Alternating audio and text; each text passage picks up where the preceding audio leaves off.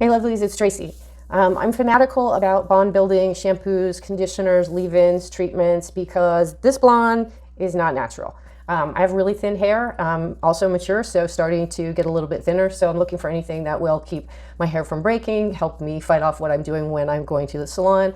I've been trying out a new shampoo from Acure. This is part of their Revitabond line. This is the restorative shampoo. I'm going to start off right out of the bat and say I absolutely hate the packaging.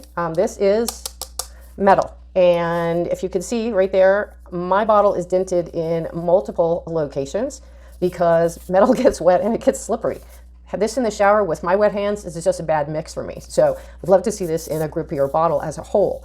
In terms of long-term strengthening effects, I haven't used it long enough to say that it does the job in that area. I find it to be pretty much a middle of the road type of a shampoo. Smells nice, no qualms with its cleansing ability. It has, I would call suitable lather, not ample, not minimal, but right there kind of in the middle for a low pH or a balanced pH cleanser.